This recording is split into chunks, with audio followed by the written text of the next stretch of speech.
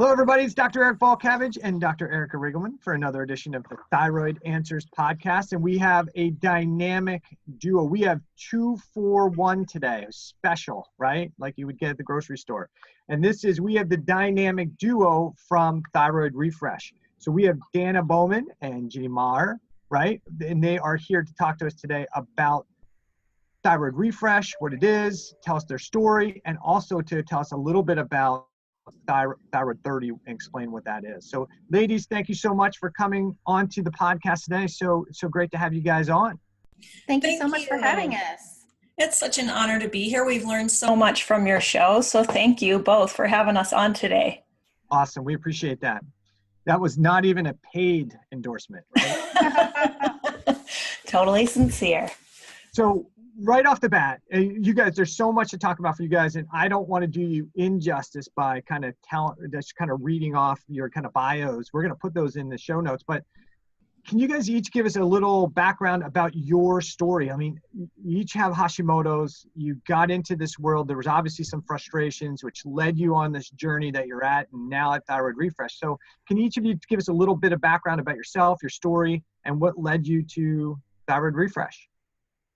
Sure. Do you want to start, Dana? Sure, absolutely. So I was diagnosed about 7 years ago with Hashimoto's. I was correctly diagnosed, which was amazing because I was living in Costa Rica. My family and I picked up and moved sight unseen from Texas. We had never been to Costa Rica, but we decided just go. So we did. We didn't speak Spanish. It was crazy. And after learning, a lot about this, I realized that I was correctly diagnosed, and that was very strange because here I was living in a third world country, and I actually had a doctor who was trained from Colombia, but he was a TICO, which is what they call themselves. He correctly diagnosed me, and he did an in-office sonogram. Is that what it is? Or ultrasound? Ultrasound, probably. Ultrasound, thank you. Sonogram is different. Okay, yeah. So anyway, and he did it in an office, and he said, you have Hashimoto's, and here's your pill, and here's your readouts from the ultrasound, and we'll see you back when you need, an adjustment, or that was it. And for me, I was happy. I wasn't asking questions at the time. I was perfectly, like I said, happy to just get my pill and go on my way. I was a Zumba instructor. I was leaving the next day for a Zumba convention in Florida. So I was like, okay, give me my pill. Let me get on the road. I'm going to be happy. I didn't know much about the thyroid. I thought I would just kind of do a little research. He said it's low, it's hypothyroidism, low thyroid. So, okay. So I go and I do my Zumba convention, and I'm tired, extremely tired. I didn't really think it was going to be like a super pill. But I don't know. I guess I kind of didn't think I was going to be that tired after seeing the doctor and taking my pills. But I was, and I got worse and worse. And I kept teaching, and I started teaching aqua Zumba, which is a lot harder on your body than just regular Zumba. And I just kept going for it because we also heard a lot of the thyroid patients here, exercise more, eat less.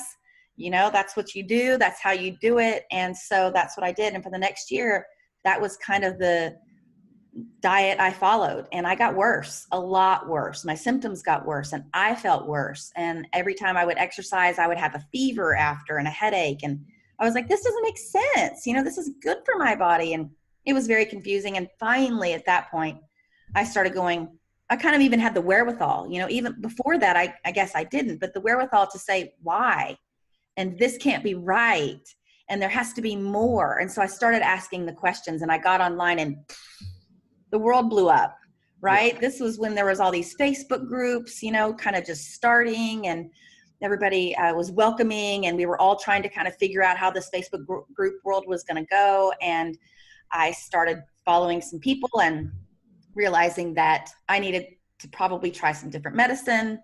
And so I couldn't get it in Costa Rica. So that was a little frustrating. And at that point, I felt isolated. So I thought, I'm just going to start a blog, right? That's the natural thing you think of. I'm just going to start a blog. I had never done anything like that before. I didn't know anything about WordPress or any of it. So I had to learn, and Thyroid Nation was born. And so far, now that we've been back in the States, and of course that was 7.5 years ago, I've obviously learned a lot about my life and my health and my thyroid. I learned that it was more about lifestyle. This was something the doctor didn't share with me. He said Hashimoto's. He didn't say autoimmune. He didn't say lifestyle. He didn't say gluten. He didn't say adrenals, right?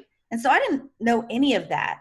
And then I started, like I said, asking the questions, and I'm better. I'm better with where I'm at. I'm better in the fact that I'm not back to normal or even better than normal, but I'm okay because I feel empowered because I have the information, and I'm on my way, and I'm on the path, and I'm taking the steps, and I'm doing the things. And the part that feels really good for me is that,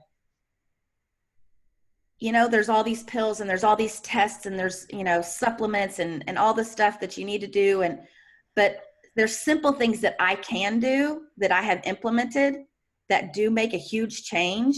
And that feels empowering. My water is better. The kind of water I drink is filtered. I don't have fluoride in my toothpaste, and I'm watching the things that I put in my body, and I'm trying to get out in nature to balance all the technology that we're, used to having for convenience and because we love. And so I feel good about all of that. And I will get there. I'm not quite there, but I will get there. And so that's pretty much my story. I'm taking Nature Thyroid. I definitely have adrenal issues. I cannot teach Zumba at the moment. I can't even take a full-on class, but I'm getting there, and I'm doing other things that make me happy. I'll do a 20-minute little Zumba routine for myself. And, so I'm getting there, and I'm on the way, I'm on my path, and I'm happy with that. So let me ask you a quick question before we jump on to Ginny and get her story. How long were you struggling with hypothyroid symptoms before, or whatever the health issue was that drove you to the doctor to get the ultrasound? How long were you having those symptoms before you actually got diagnosed that, hey, something's wrong? That's kind of a loaded question, because I really feel like my whole life, since my teens, I suffered probably with adrenal issues, not full on adrenal fatigue, as the doctors want to call or whatever, but extreme adrenal issues and probably thyroid symptoms. And then all the things that you do in your life just kind of built up. And the basic symptoms that made me go to the doctor lasted about 7 or 8 months. I had a low-grade fever, which is kind of strange, a really low-grade fever every single day for at least 3 months, which was weird. And my energy was so low, and I couldn't think. And my belly was distended, kind of, it was sticking out. I had inflammation. I just, I was not well. And so I'd say the serious symptoms that made me go to the doctor about 7 months, but my whole life, I pretty much suffered with things here and there. And looking back, I can now kind of all attribute it to my adrenals and my hormones and my thyroid. I think there's two really important factors that play into, your story is that people should take home is that, one, you've been having issues for so long that you're not going to turn this around overnight. And that your story kind of goes to show that is that, you've been working on all these things, and it's not like all of a sudden with a snap of a finger, you were better. I think that's the hardest thing in our society is that we want it now. We don't want to wait. We don't want to put in the work. And I think that's your patience is a big part of that. And that your listeners, our listeners should take that and understand that this stuff is a process, that it's not an overnight thing. You're not going to make a few changes in your lifestyle and then all of a sudden wake up tomorrow and feel amazing. And that there are a lot of things that you can do on your own. We try to preach that on the podcast, is that there are things that you can do outside of going to a practitioner and having to pull, your wallet out to pay for the expertise. Some patients need that, but there are a lot of things, diet wise, your environment, just being aware and looking at all that stuff, I think is really important. And if the listeners can take that and look at their own lifestyle and just have patience, I think that's really important. And you're right. And what's so crazy for me is that there are so many things we can do with the push of a button that you can understand why thyroid patients are like, well, I can do this by pushing a button, and I can, launch a rocket into space and do all these amazing things. Why can't I just take a pill? I mean, and you understand it's frustrating, and it's It's a hard thing to digest. It's a hard pill to swallow, that there's no quick pill. Yeah, no pun intended, right? It's right? a hard pill to swallow.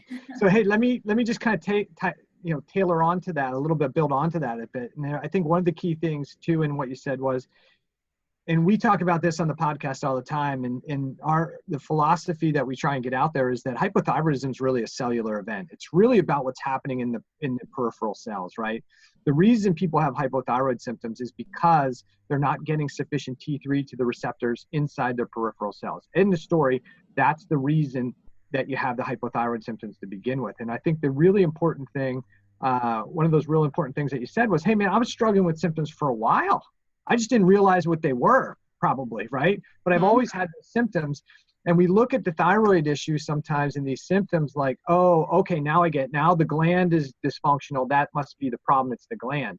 And ultimately, it's some type of stress response is causing that thyroid hormone to become deactivated, right? And that triggers a lot of our symptoms. So that's a big story for us on our podcast, and what we're trying to explain to people, that we don't always want to look at this like how the body went out of control and made a mistake. And reality is there's some type of stress response. And that's why the things that you said, that you were saying, like, hey, I changed my diet, and there's things that I can do. And that's what Dr. Erica was saying was, hey, there's things I can do that can help me feel better. Right. Because those are things that are helping to reduce that stress response on the cells and tissues. So I'm glad you brought all those things up.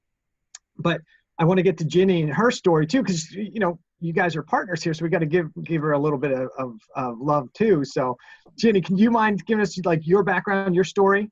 Sure, and I just want to kind of continue on with what you were just saying too. My son the other day said, Mom, and the poor kid, he's 7, and I've probably struck the fear of God into him about not swallowing toothpaste or mouthwash or anything like that.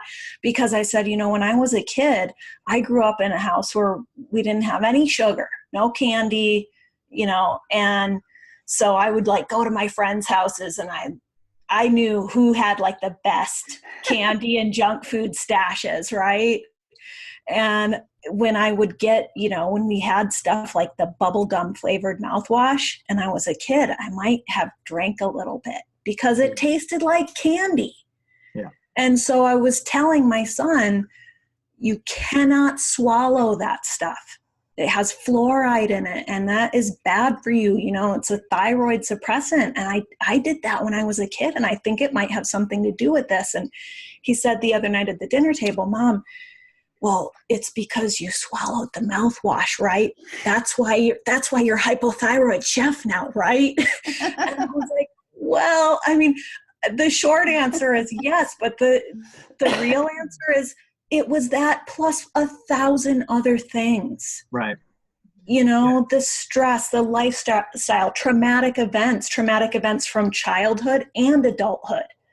I mean, all kinds of things come into play. So, I'm with Dana in that I, from a young age, felt like something is not quite right with my metabolism and energy. It's low. I've been tested numerous times for hypothyroidism before I was actually diagnosed, because I was like, what is going on here? I was diagnosed shortly after my son was born, about 2 months after he was born, I think my doctor just said, let's go ahead and test you. I mean, I didn't even think about it. As far as having major symptoms, of course I was exhausted. I was nursing a newborn and recovering from a C-section. So I just sort of expected to be dog tired all the time. But sure enough, the results came back and she said, you have hypothyroidism. We just put you on some levothyroxine, synthetic thyroid hormone, and it's very manageable. And that's basically all you do. And I was like, okay, all right. So I took that for 4 years, and every year I would go in and, get checked up and have my levels retested, and we would adjust if need be. And I would tell her each year, I just don't feel that great. I mean, I know, my levels are correct and everything, but I really feel tired. I mean, I'm tired from the time I wake up in the morning until the time I go to bed at night. I'm sick all the time. Like, this is not like me. I used to have what I felt was a really strong immune system. I didn't get sick that much. If I did, I bounced back pretty quickly. Now I was going into 2-3 months of almost constant illness, virus to virus to virus, multiple rounds of antibiotics, all kinds of stuff, just sleep issues, not feeling like I would try working out. I was struggling to lose weight. So I'd try following my doctor's advice and exercising more and eating less and just feeling more and more tired. I'd never reached that point of feeling like it's working and I feel more energized now. And finally, I kind of hit rock bottom. This was about 4 years in, and it had really started to affect my life, and I mean, this was the first 4 years of my son's life of just feeling kind of tired and sick all the time. And I was working as a cooking instructor, and I had mentioned to the class I was teaching on it was like a holistic nutritionist cookbook was the theme of the class. And I had mentioned to the class that I wasn't doing a lot of the more traditional, any kind of cooking classes anymore, that I had really had to start focusing on health-oriented cooking because I had hypothyroidism and was starting to make correlations between what I ate and how I felt. Like, I noticed through trying to cut calories, I cut grains out, and all of a sudden this debilitating brain fog that I had, I mean, it was so bad sometimes I felt like I couldn't operate a car. It went away within like a week of eliminating grains. So I'm starting to make these correlations, even though my doctor every year I'd say, are you sure? Are there things I should be eating? No, it doesn't really make that much of a difference.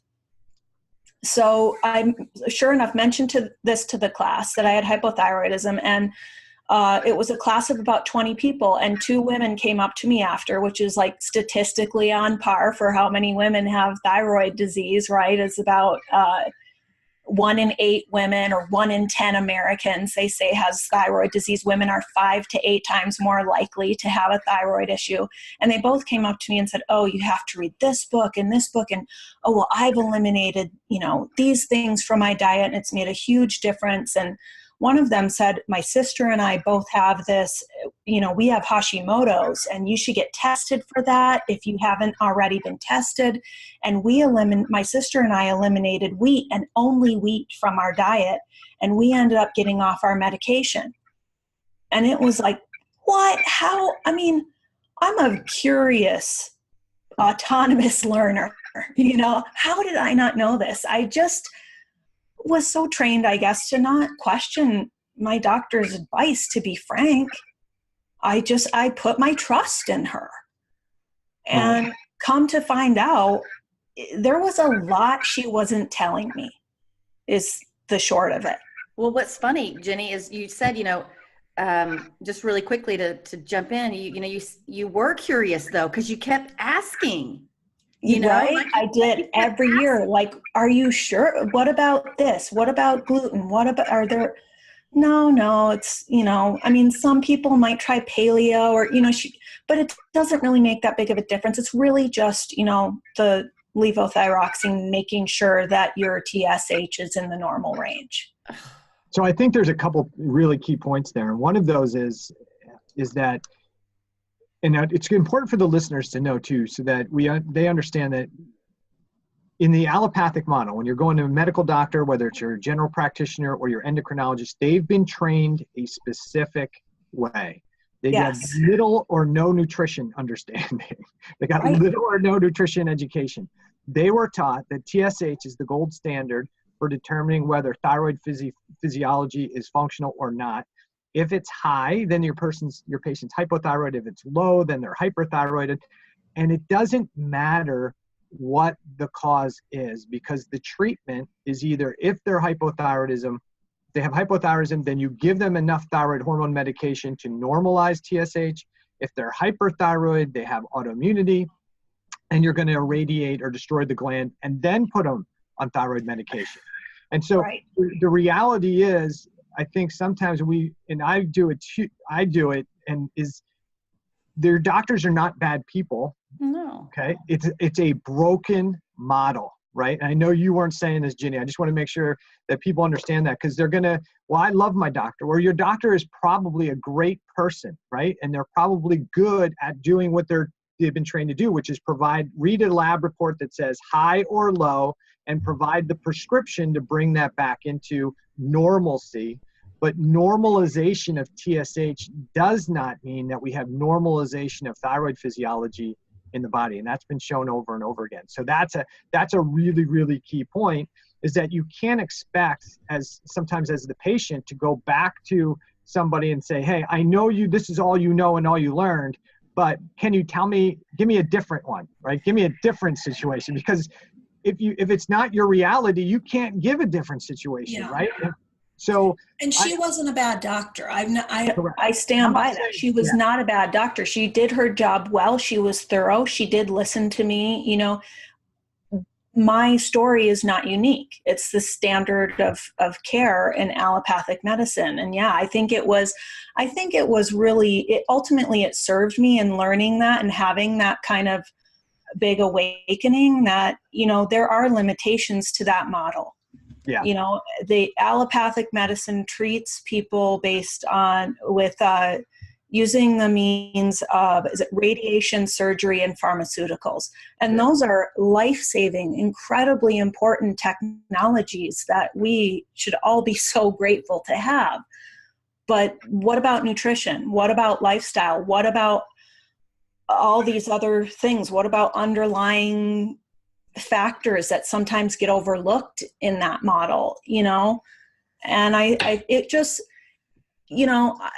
it's just important that we take some responsibility for our health, and that healthcare should be collaborative, and the main collaborator in that should be ourselves. Right. Absolutely. And I think that's what the key point is. And I don't want you to think I was putting you on the spot. I think what you're really pointing out is that it's the model, right? It's the allopathic model is the problem. It's not your individual doctors. And the issue with that is because what both of you saw and what we see in practice is somebody gets frustrated with the model, with their doctor, thinking it's their doctor.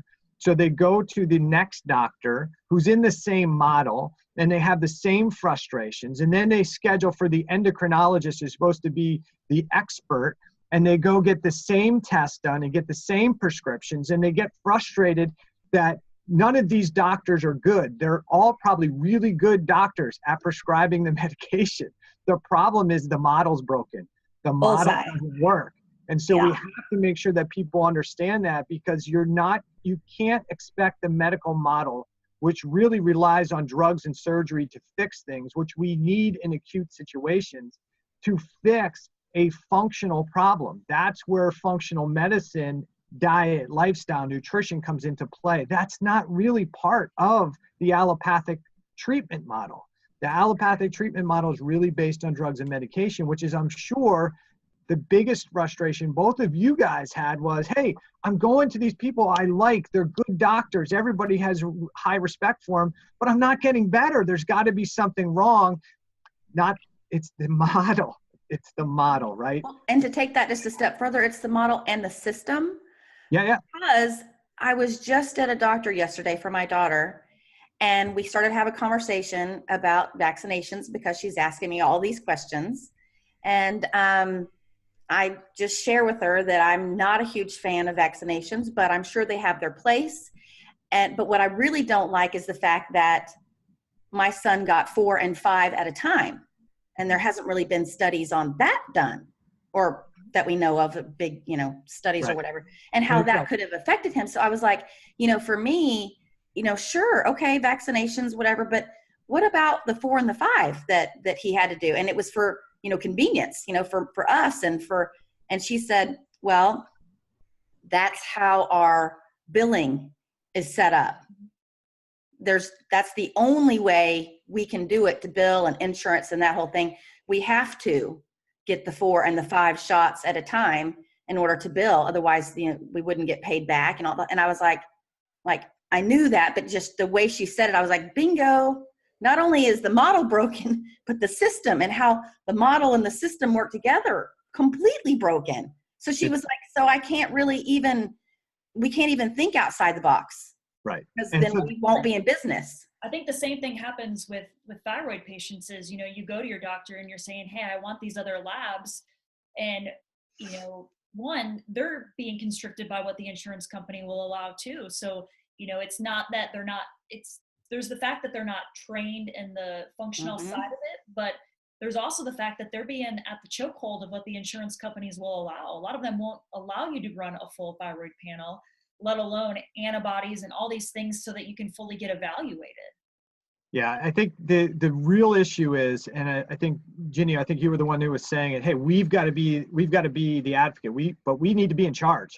And I think the biggest issue is we've allowed the insurance companies to become in charge. And one of the biggest challenges is something that our government tried to help us out with, which is the Affordable Health Care Act, and saying, hey, insurance companies, you have to pay out 80% of your clients' claims. You can only keep 20% as profit.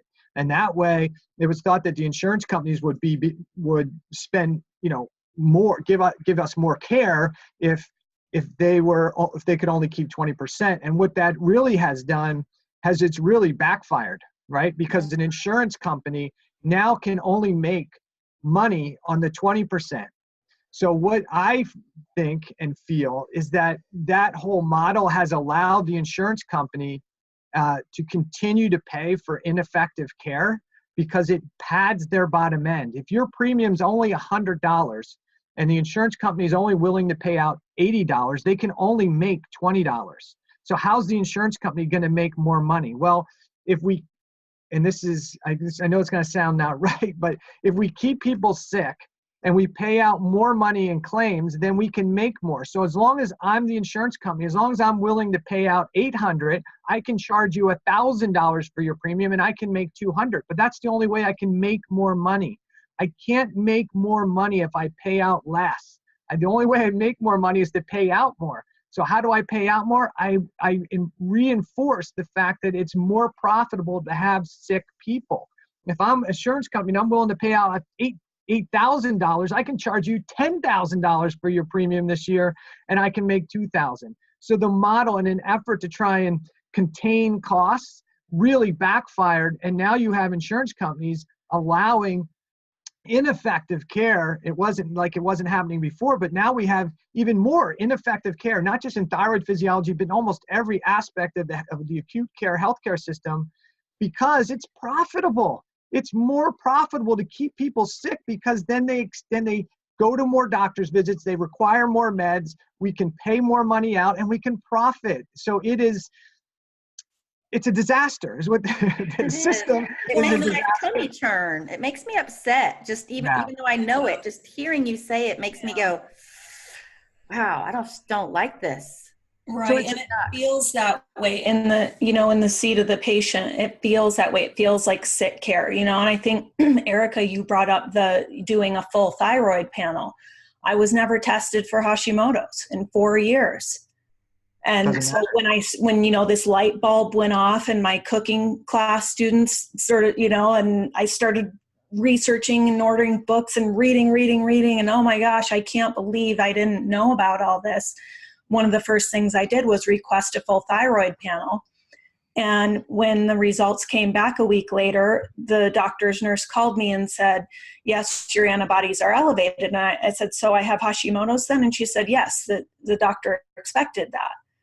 Well, that's because, the statistics are kind of all over the place, but upwards of 90% of hypothyroid patients in the U.S. in fact have Hashimoto's, which is autoimmune hypothyroidism.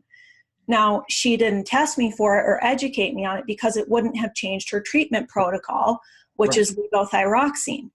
But it sure would have changed mine. And it does feel like harm was done to me in those 4 years of being kept in the dark about that and not even knowing that my body was silently attacking my thyroid gland and that there were things I could do about it to lower those antibodies, which I have since done. And the first thing I did after I got those test results, I had to go pick up my son from preschool, and I got in the car and I screamed at the top of my lungs. 4 years of just fatigue every day. You know, I can never get that time back. Yeah. There is anger. Yeah. This is why we are on fire with this. This is why we want to help and empower other patients. But the next thing I did was I called this, here I live in Missoula, Montana, and we don't have a lot of functional MDs here that, you know, were highly recommended. And so my number one, you know, resource was a naturopath, and it absolutely was the beginning of the healing process for me. Yeah. I mean, within 6 months, I had restored my energy. Right. Totally different model though. And so totally different model. Yeah. So from your medical doctor standpoint, the doctors that do know that, you know, the vast majority of hypothyroid cases are autoimmune, it doesn't matter to do thyroid damage. The people, it doesn't matter in that model, because at the end of the day, the thought process is the gland's under attack. We don't know why. There's nothing we can do about it. It's going to be destroyed anyway. So the ultimate solution is thyroid hormone. Just like, you know, you're pre-diabetic. We don't know why. You eat too much, maybe don't exercise enough, and you're going to need insulin. So we're just going to manage it or watch it until it becomes diabetic. Or you have arthritis. People get it. We don't know why, but you know, ultimately we'll give you cortisone and Synvis, and we're going to give you a joint replacement. That's the end game. And the problem with that system, right, Dana, is that the idea is that your body just breaks down and it's just inevitable. And it's not the fact that, hey, diet, lifestyle, the stressors of life are what accelerate the rate of decline, right? We say, people will tell you, well, as you get older, you just degenerate. Well, if that was the case, then every 70 and 80-year-old should have cardiovascular disease, high blood pressure, systemic arthritis, hypothyroid.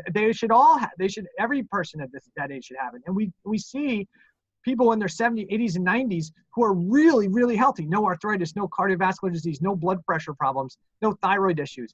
And yet we see people in their 40s and 30s and now even into their 20s struggling with chronic degenerative conditions that have nothing to do with age. So it's the model, the medical model and the system are dysfunctional. They are great for acute care. I need emergency care, but they are awful at helping people get healthy and maintain health. And matter of fact, they are a prime reason, unfortunately, that people get sick and get sicker with time, is because you can't drug yourself healthy, right? Right.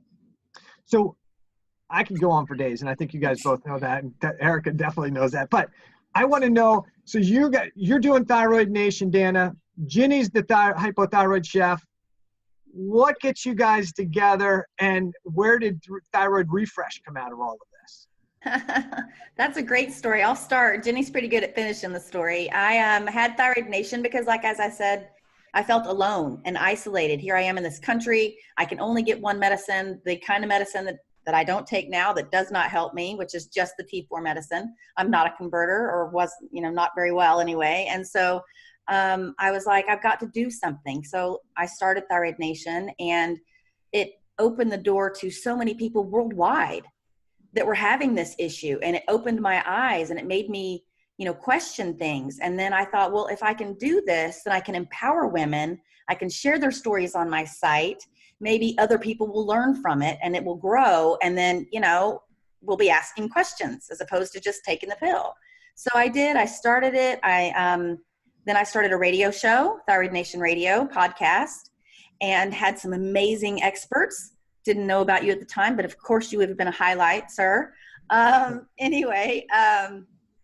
And met all these people and just had an amazing time. And we were growing and growing. And I saw Jenny on Twitter, and she was hypothyroid chef. She's a cordon bleu trained chef. She doesn't always say that. I always try to, because it's pretty incredible. I was like, hey, that'd be kind of neat to have some recipes that are specific for thyroid health on the site. So I just reached out to her, and as they say, the rest is kind of history.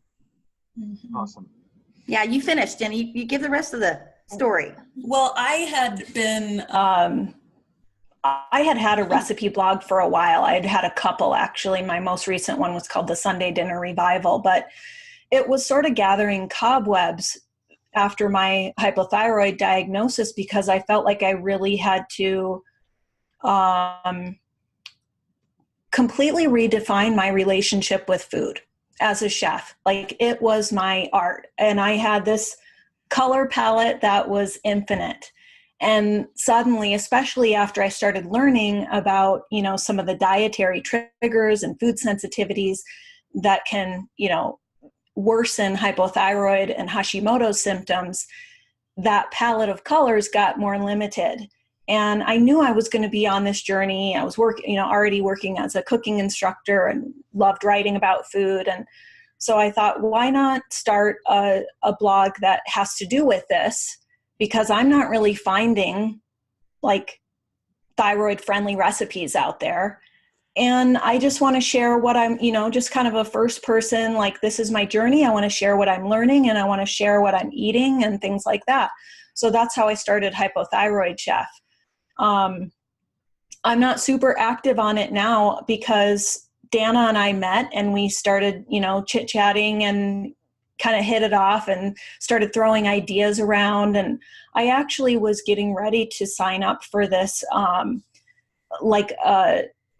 of like a generic health challenge that was like whole life, whole health oriented. And I had done it a couple times I had, been on this like sort of intensive healing period with my Hashimoto's.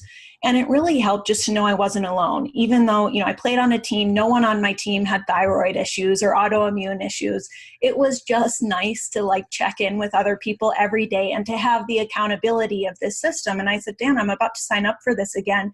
Would you like to do it with me? We could be on a team, and it's really helped me. And I'm telling her about it. And I'm like, God, I wish somebody would do this for thyroid patients. It'd be so nice if we could like be on a thyroid team, And that was like the lightning bolt that sparked Thyroid 30, our 30-day wellness adventure. And we were both just like, man, we should do that. We should put that together, because the whole model is about accountability, motivation, scoring, diet and lifestyle so that you can optimize your health, right? And so we haven't looked back ever since then. That was about 2 years ago. And just about 1 year ago, I'm not sure when this show will air, but March 20th of 2018, we launched Thyroid Refresh, which is our online home. We call it like a living thyroid lifestyle magazine. So our members get like a subscription newsletter and access to all these exclusive tools and information. There's a lot of free stuff on there too, but we really wanted it to be ad-free so that we could work for our members and stay true to our mission of, really just providing the answers that they needed. And so we do, for our members, we do charge a small monthly membership fee or annual.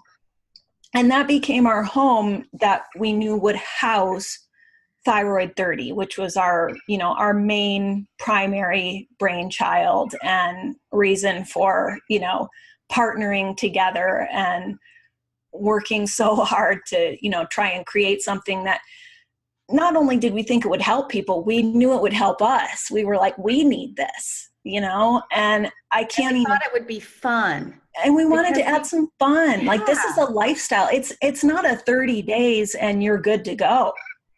This is an ongoing, lifelong journey. The quest towards optimal health is lifelong. That's true for anyone. And for most of us with thyroid issues, they are lifelong, right? I mean, so we wanted this to be something that people could come back to when they needed a tune-up, when they needed to get remotivated, if they were just starting out. We want it to be beginner-friendly. And so we created this 30-day wellness adventure that helps people do just that and basically implement those thyroid-specific diet and lifestyle changes. So, and it's been so fun and we've learned so much and had a lot of fun together. And we both bring such different things to the table, but, complementary. So it's just been such an incredible experience. Awesome. So when you're looking at the Thyroid 30, and obviously you said that there's lifestyle, there's diet that they talk about. What specific types of foods are you promoting on the Thyroid 30? Well, we wanted it to be really customizable for people, because one of the first things I learned when I started Hypothyroid Chef is there really is no one specific thyroid-friendly diet. Everyone is bio-individual. They have unique dietary needs and sensitivities, unique maybe micronutrient deficiencies, things like that. So it really depends on the person. And so there's a lot of, I think education that needs to happen. There's a lot of you kind of have to be your own guinea pig and see what works for me. What does my body tell me when I eliminate a food and then reintroduce it? So for somebody who's just starting out and they're maybe on the standard American diet, when people sign up for Thyroid 30, they can choose from 5 dietary levels. And that level 1 is just going gluten-free, which is a really popular option for our players, because when you're eating the standard American diet, that can be pretty overwhelming just to eliminate gluten. So, or not only is it that, but it's like everything's so overwhelming. It's like just a good place to start, because you could, learn, you could take all these tests, or you could do this, or you could do that. And maybe dairy is an issue, or, so it's like, just to make it simple, if you want to do just one thing, you can start there and just eliminate gluten and see where that takes you. Or there's there's other levels that we have. And then number 5 is customizable. So you can put in, I want to be sugar-free. I want to try to be sugar-free for the next 30 days, or I want to be sugar-free and dairy-free, or you can customize exactly what you want. It's about doing what's right for you at this point in time. And we, if we preach anything, it's not one certain way, but it's like baby steps. You're going to be more successful in making sustainable long-term life changes. This isn't a 30 days and forget about it, or a 30-day quick fix. This is about making ongoing diet and lifestyle changes. So yeah, you can choose from gluten-free, what we call almost paleo, which I think you can have some gluten-free grains and beans, but other than that, it's paleo. Then, of course, there's paleo. Level 4 is the autoimmune protocol, which is more of a intensive elimination diet that helps you identify more food sensitivities. And then, as Dana mentioned, level 5 is custom. Say you're working with a nutritionist or a functional MD who has some specific recommendations for you. Or you're just further along the path. And I know these are kind of my bio-individual needs. You can enter your custom foods to avoid list. So yeah. So if somebody goes to the site and they put in that, then they'll get some recipes that kind of fit that path, that level. Is that what they're going to get from that when they put that in? Yes. Yeah. I mean, we have every player has access to our entire Thyroid Refresh library of content, which has a whole recipe library that is continually growing. And all of those recipes are categorized based on those dietary levels, so you can find what works for you. And at the top of every one of the recipes, we put what the level is, the dietary compliance. We put, this is dairy-free or gluten-free, or we put it at the top so that ahead of time when you're looking at an individual recipe, maybe you really just want to make the brownies. And so you want to know where that falls. So we put that at the top to make it convenient for everybody. No, I think and then in addition to that, they get meal plans. They get a sample 5-day meal plan with a shopping list and all of that, I think those right now, they go up through paleo. But, as time goes by, we'll just have more and more meal plans that we can offer. So, yeah. So what are the other, so the dietary stuff is great. And I think it's a great resource even for my patients to send them to, because it's one of the biggest things. People are like, I don't know what to eat, or this is boring. The reality is everybody eats about the same 10 foods for breakfast, lunch, and dinner, no matter what diet they're on. They still eat the same 10 foods. So, but what are the other key principles of Thyroid 30? So diet's one of those big key principles. What are the other key principles within the Thyroid 30 program? Lifestyle's huge. Mindset, self-care. So we follow the 8 daily rituals. when you're playing the game, that's how you score yourself, which makes it really, really fun. I mean, for me, that's one of the things I bring to this is I want it to be fun. It's like Jenny said, this is a journey. Of course you can, put your symptoms in remission and all the things, you can feel better and but you're always going to be thinking about it. It's always going to be in the back of your mind. So we want it to be fun. And you can play on a team, which makes it fun. But you also, how you score is kind of sets you up for success because it does follow the different patterns like Jenny was talking about and like you're asking. So number 1 is remember. So that's the first R. Did you remember to take your pill, your whatever it is, or your supplement? If some people who, like my husband, doesn't have thyroid disease, and so he had a vitamin, so he just said, yeah, I took my vitamin today and I got my point, right? So there's 8 R's that we follow, and one of them is reactivate. And it's based on your movement. What kind of movement works for you? You decide, you listen to your body, you get a point for that. There's another R, rejuvenate, and that's a self-care type of, practice that you kind of need to introduce as a thyroid patient. You really need to have some self-care. You need to take time for yourself, even if it's just a few minutes a day.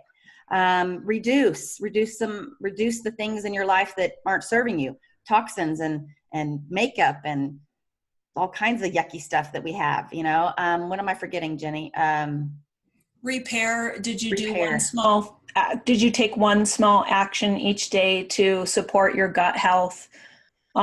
Relish is, did you connect with your teammates today to support and be supported?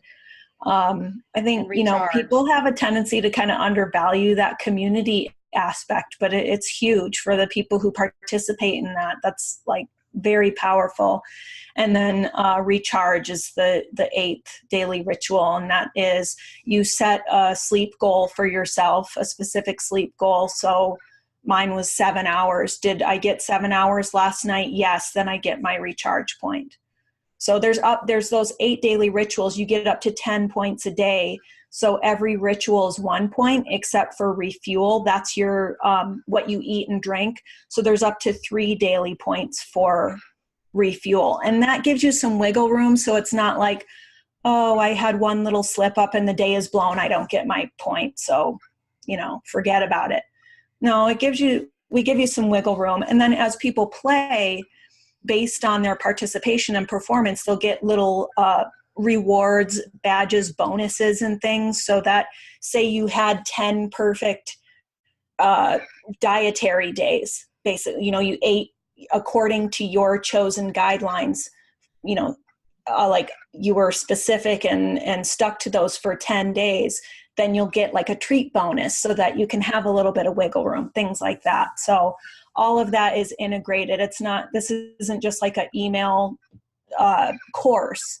It's actually a web app that is accessed through our site that has, the automated, it's, in the technology world, it's called gamification, but we also, it's gamified. I think we told you, Dr. Eric, we didn't tell you,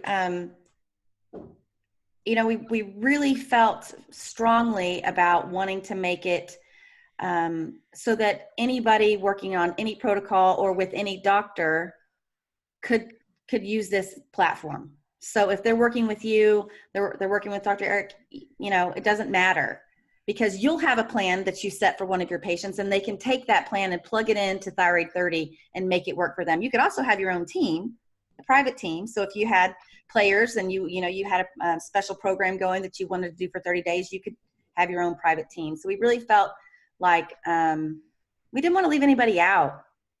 Right. We didn't want to make it too specific and that it would leave somebody out. It didn't feel good being on some of those groups in different places when, if I wasn't exactly following it exactly the way they said, then I, got booted and, felt bad about myself. We wanted this to be empowering and uplifting and inspiring. So we really tried to make it inclusive for everybody. So the focus really of the of the program, right, of Thyroid 30 is really, and Thyroid Refresh is really to have a platform, to have a community, to be encouraging. It's not providing medical advice or functional medicine advice, I should say, but what it is trying to do, and this is why I think it's important that we just kind of make sure people understand what it is. This is a resource for you as you're working either on your own or you're working with a functional medicine practitioner, or if you are the functional medicine practitioner and you have all those common questions that your patients have. What do I eat? And what shouldn't I do? And I need more recipes. And I need, what about this? What about that? It gives them another resource to find those things. Actually makes our job a little bit easier so that we can send to our patients, hey, look, here's a general autoimmune process we want you to, or the dietary stuff we want you to follow. You're going to need lots of resources. I don't have unlimited resources in diets, but there is a great place where you can go to have a little bit of a community that you can kind of make this a little bit more entertaining so you don't feel like you're on your island. You can get the recipes, you can get the encouragement of others. And so this is a benefit not only for the people who are struggling with hypothyroidism, but from the clinician standpoint, it's a great resource because it's flexible. They can move into a program. There's lots of things that just kind of make our process a little bit easier. Is that fair to say? It is. We're gonna take that little clip and we're gonna put it on our site. That was perfect. Thank you. And we didn't pay for that or anything. But really, it comes down to something we say all the time. The doctors and the experts provide the what, and we give you the how. You know, we show you how to do it. We give you the meditations, the qigong videos, the dance videos, the breathwork videos, the recipes, the articles, and so we kind of give you the how. We do have an advisory board of experts and an amazing team of contributors, also expert contributors, because we can't be in the, this thyroid realm without having some content that answers those basic questions. Well, what tests do I need and things like that. So, like Mary Showman, amazing New York Times bestselling thyroid expert and author, is on our advisory board. We have a team nutritionist, we have a team life coach, we have a team psychotherapist. We have a lot of expert resources to lean on for content. But I think you said it perfectly. We did. That was really. We didn't set out to replace anyone's doctor's advice, but in this process, you go to your, ideally you find the right doctor, you go to your functional MD, integrative MD, naturopath, osteopath, whatever it is, and you get all these recommendations for, okay, we did this testing, here's what I think you should do, we make this plan, and then they kind of send you on your way. I mean, how can you as a practitioner provide that daily, check in? Did you take your supplements today? Did you eat right? Did you move your body at all? Did you do anything for your self-care?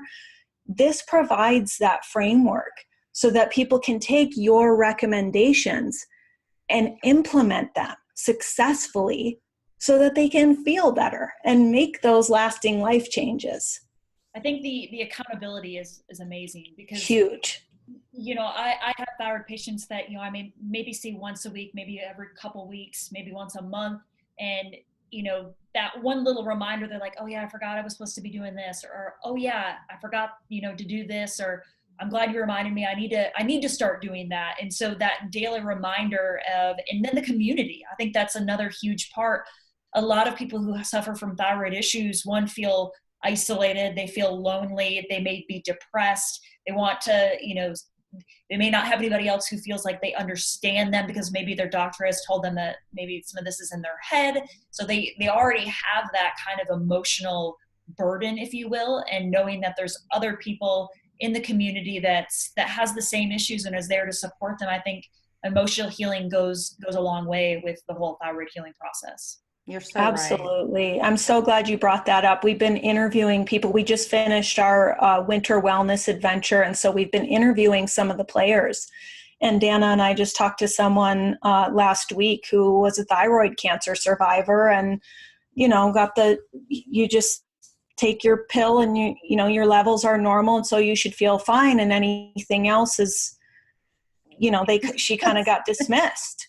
And Right. she lives in North Carolina on a farm. She has horses and chickens, and she needs to be out there caring for her animals and helping. And she was like, I could not get off the couch, and my joint pain was so severe. And I just, I kind of started reading, and I really wanted to try going gluten-free. And so I saw Thyroid 30, and I was like, what the heck? I'll give it a shot. And she said, this is restored my quality of life. I can not only be out there working with my horses every day, but I can do it without horrible joint pain and inflammation. And I didn't even realize how much gluten was a factor for me. This is her words, but those stories, we hear them all the time. It's sure just, you guys do too, right? I mean, yeah. you hear those stories, and so to be able to provide a platform, a place where people can connect and have that accountability and support and feel empowered, Yeah. that's really what we wanted to do. That's what we set out to do. We certainly aren't you guys, and we Right. can't be and don't want to be. We just want to kind of hold their hand and give them a little love every day. We're all about the empowerment piece, like you can do this, and we're going to help you take those recommendations and do this so that you can reclaim your life from this thing. Yeah. Right. And I think that's the key. I mean, people have to realize that there's a lot of people in the same boat as they are. I mean, and I think, Ginny, I think you threw out the stat. I mean, it's like 1 to 2 of people out of 10 are said to have hypothyroidism. I think, which is what the national average is. It's like 10%. I think that is that number is not even close to the amount of people who are struggling with hypothyroid problems, because what we're doing, unfortunately, is we're using that TSH as the indicator, and TSH is not a valid marker of thyroid physiology. It's a cellular event first, which isn't picked up by TSH. Almost every one of the people who has chronic health issues has chronic inflammation, and we all know that chronic inflammation suppresses TSH, so it's no longer a valid marker. So I think that when you start talking to actual people about how they feel and function, you quickly realize that it's probably closer to 40% definitely 40 or closer to 40% of the female population is struggling with chronic hypothyroid symptoms. They may not be diagnosed yet because the gland hasn't shut down yet. But Erica, do you think that's probably closer to reality when what you see as well? It's unreal how many people are struggling, and we tell them, oh, no, you have high blood pressure. No, you have high cholesterol. Nope, you're insulin resistance. Well, guess what? If you have those things going on, more than likely your thyroid hormone's being deactivated cellularly. So you have a hypothyroid state going on. So I think those numbers are woefully low. So there are a ton of people out there that need help. They need to understand they're not on an island. They need help from us, but they also need a community where they can go to get some of the resources, and that's going to encourage them that you can get healthy and you can get better, and that this isn't, you aren't your diagnosis. I think that's one of the most important things that I know I try and tell people. Listen, you might have hypothyroid symptoms. You can recover from this if you get the right coaching and put the right work into it. I've seen patients that have come off thyroid medication, thyroid antibodies, they get their quality of life back and their function back, and not because we gave them more thyroid hormone, but because we actually addressed those root cause issues that you guys are talking about on the site. I've got a couple more R's for you for that site. We can talk about that offline, but there's definitely there's a need for a community that's focused on healing and repair and not just wallowing in despair. You know what I mean? Mm-hmm. So. And I think that's some of those Facebook groups for thyroid, and whether it's fibromyalgia or thyroid, some of them can get pretty, you're pulling everybody else down with you. It's a lot of negativity sometimes, and instead of encouraging people, sometimes it's just about talking about people's problems. And I think sometimes they can be a great asset for some patients, but I think other times it pulls people down. And so I think that, the positivity in your point system, I think is great. And I think it's also great for people who don't even have thyroid issues. Let's say your sister or your mother has had thyroid issues, and maybe you don't ever want to get there and you want to prevent that. I mean, all of these necessary things can help keep your thyroid healthy. It doesn't have to just be getting your thyroid health back. It can be preventing things too. Yeah. Love that. Thank you. Man, you guys are awesome. They're all general health principles, right? I mean, really what you're trying to do is just talk to people how to be healthier, right? Mm-hmm. And so the principles are the same whether you have a disease, are on your way to a disease, or don't have a disease. It's the same principles we talk about, like I call them fitness factors. You have your principles, but the ideas are the same, is that don't wait until you have disease and dysfunction and you feel lousy to start doing something. Because if you don't put the time in now to maintain your health, you're going to put the time in later to manage your sickness. And that's a total disaster in this country. So I know we're running short on time. One of the things I want to get from each one of you guys is like 3 tips that you would give our listeners in regard to if they've struggled with chronic hypothyroid symptoms. What would be the 3 tips maybe that each one of you guys would give them? Well, number 1 for me was something I was thinking about in the shower, getting ready for the show, is be forgiving with yourself. And say it. Because, you wake up and you look in the mirror, or you read things, or you hear what people are doing or other people are doing, and you compare yourself and your life.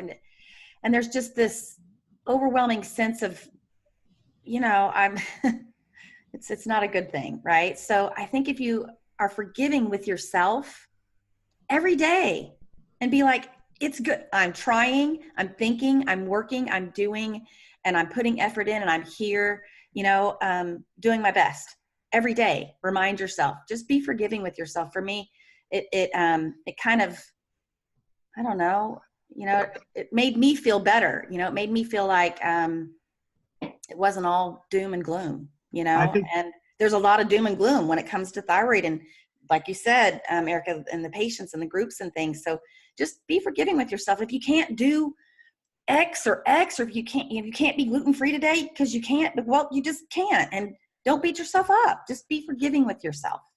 Yeah, Dana, I would say, to jump in there really quick, one of the person who we each talk to the most in any given day is ourselves. So I think what you're saying to yourself is really important. So here's your other R, is reframe, right? Yeah. Did you reframe your thoughts today? So what are you saying to yourself, and can you change that, reframe that thought process? Like, man, I ate gluten today and I feel terrible. Great. What did you learn from that today? What did you learn from that experience? It doesn't make me feel good. Great. Just reframe it, right? I don't like the way I look. Great. Reframe it. But I'm working towards getting healthier, and I'm wearing a pant size that's a little bit different than it was before. Or even though I didn't change, my weight's the same, I have more energy today. We have to work on reframing our thought process so much, because we can get caught up in those negative thoughts. So I didn't want to hijack your thought, but I thought— No, that's perfect. Thank you. So what are 2 other ones you might give? Well, it's one of the R's we have right now, but don't, the power of sleep is so powerful, and don't dismiss it. It's really powerful. And not just sleep, like for me, 4 hours and then a nap, 7 hours consecutive in a row is what we're talking about. So do whatever you can to get the sleep, to get it, to make it work. Change your room, spend some money on your room if you have some money, or just put up a, curtain so that you have some blackout. Make it a priority. Really make it a priority. For me, it's helped me. And the last thing I would say is, we call it naturing, and so we're not calling it hiking or biking or cycling. We call it naturing in my family. Get in nature, whatever you have to do. If you're right in the middle of New York City and you're listening to this right now, go buy a big, bucket and put some dirt in it so you can stand in it every day. Or go to Central Park, or, do something that is nature worthy, plant something, or I don't know, but I really feel like we are disconnected with nature. And for me, that's been powerful. So, reframing, sleep, and nature, for me, those are the big ones. Awesome. Ginny, what do you got? I would say for anybody who's been struggling for a long time with hypothyroid symptoms, and maybe this has just been said a million times, but I think it's so important, after going so long without realizing this myself, get a full thyroid panel and figure out if you have Hashimoto's. And, if not a full thyroid panel, then even a more extensive thyroid panel. And that leads me into number 2, which is find the right doctor, someone who will run those tests and do really thorough and comprehensive detective work to help you uncover any kind of underlying issues, infections, imbalances. There's all kinds of things that we might be missing that could be underlying that. And then when you have that information, just know that you can do this and you're worth it. I think it's a lot of it does come back to that mindset. And we hear from people who are afraid to ask questions of their doctors. They're afraid to inconvenience their families. They're afraid just that they're not going to have the willpower to make the changes. But you do have the power. You do have the power, and there are tools out there to help you succeed. And give yourself those, because you're worth it. And I'm going to add a bonus on here. This is 3+, because you inspired me with something that you said. One of our mottos is, it's about progress, not perfection. It's about every single day showing up and loving yourself enough to give your body the best care that it needs. It's not about aggression. I'm gonna eliminate these foods. I'm gonna force my body into being well. This is about tuning in and loving yourself enough to give your body what it needs. And when you choose to indulge, or when you fall off the wagon, head first into a plate of cookies or something, forgive yourself and know that it's okay. And don't let it stop you. When people in Thyroid 30 say, it was Valentine's Day and I ate 4 C's candies, I say, I hope you enjoyed every single one. And tomorrow is a new day. Keep going. Indulgence is part of a lifelong, healthy, sustainable lifestyle. It doesn't mean you blew it. It's about continuing to make that progress. It's not about doing it perfectly. Well said. I think that's great. So I tell you what, I appreciate you guys coming on. I think it was great to have this conversation, because I think it opened my eyes, I'm sure Dr. Erica's eyes, a little bit to more about what Thyroid 30 is and Thyroid Refresh. And it's a great resource for us. It's a resource for our patients. It's a resource for other functional medicine practitioners. And so I think everything you guys said was right on par with what we think about when we're trying to help our patients. So I think it's a great resource. I thank you guys so much for coming on. I have all your contact information, and we'll put all that stuff in the show notes. And again, so much. We appreciate you guys coming on and sharing your story with us. Thank you so much for having us. We do. We really appreciate you getting that information out there, because, and you kind of say it differently and you reframe it in a way that I think needs to be said. Dr. Eric, you've got some great things to say, and we appreciate you for doing that and getting out there and spreading the message. And thanks again for having us. It was great. All right. So everybody, we're going to sign off. Dr. Erica, any final words? I just keep doing what you're doing. I think what you're doing, spreading the word about, educating people, I think is great. And I think that you guys are a great resource to everybody who has thyroid issues and anybody who's just looking to get healthy. Excellent. Thank you. So the website is Thyroid Refresh, right? And the program is Thyroid 30. You can hear Dana on Thyroid Nation podcast, right? Mm-hmm. And we appreciate you guys coming on. Anybody who's got any other questions, we'll put all their contact information so you can reach out to them through their contact information. So everybody, thank you so much for listening. Thank you guys for doing the show, and we'll see you in another week or so with another episode. All right. Thank you. Thanks so much. Bye. Take care, guys.